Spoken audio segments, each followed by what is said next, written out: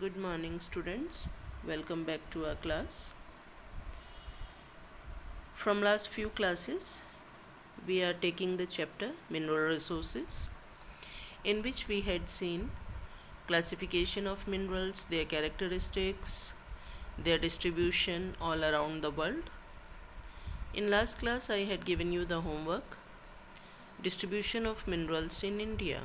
I hope you all must have done it. So, in today's class, let's continue from that. Energy resources or energy minerals. According to renewability, energy minerals or energy resources are divided into two categories: renewable energy resources and non renewable energy resources. Now, renewable energy resources. The energy resources that get recharged on a very short time period after regular use also are called as renewable energy resources. For example, solar energy, hydro energy, geothermal energy, etc. Now, non renewable energy resources.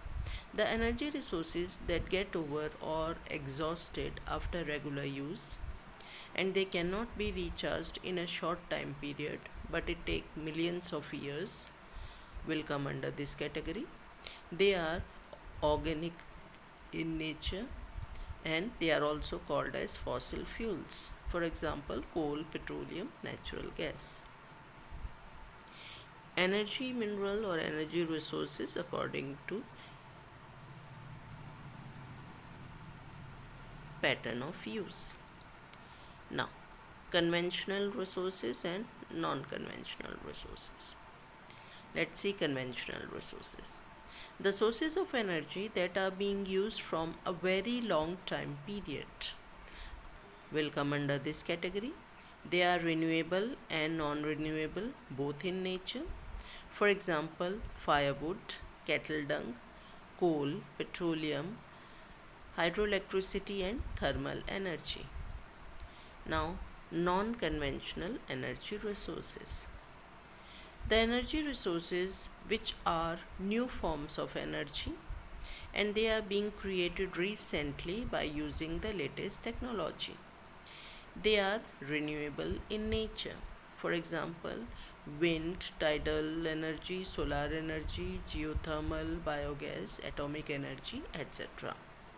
These are some of the photographs you can see, okay, of both the categories. Now, conventional energy resources. Let's compare them. Firewood and dung cakes. Rural areas mostly utilize these only. More than 50% of energy is utilized by this. It is used for cooking and heating. Its advantage, they are easy to access, provide energy to a large number of people. It is having some disadvantage also. It creates pollution. For collecting it takes a very time consuming thing and it leads to deforestation. Then fossil fuels. Millions of years ago, remains of plants and animals they got buried deep inside the earth and because of the internal heat and pressure they got decomposed converting into fossil fuels. For example, coal, petroleum, etc. Now, advantage, they are extensively available. They have very efficient conversion of energy. Disadvantage, they create pollution and they are very bulky for transport. Now, fossil fuels. Coal. It is the most abundantly and widely used fuel used for domestic and industrial purpose as a thermal power. It is also called as buried sunshine. It contributes around 27% of global energy.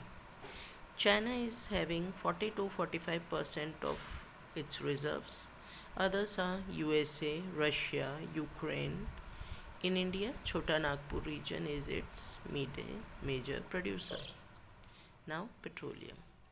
Petra means rocks, oleum means oil. Rock oil, also called as liquid gold or black gold.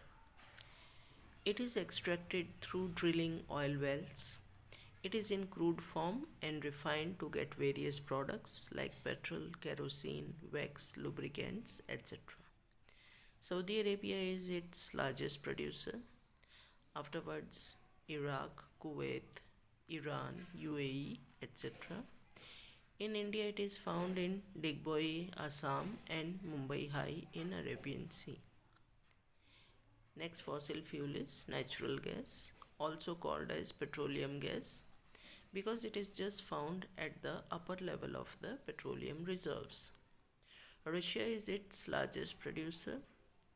Afterwards, Iran, UAE, Saudi Arabia, USA, etc. In India, it is found at Jaisalmer, Krishna Godavari Basin, and at Mumbai High. Natural gas is considered as the cleaner and cheaper source of fuel, and it is also used as a raw material in fertilizer industry. Now next conventional source of electricity is hydel power.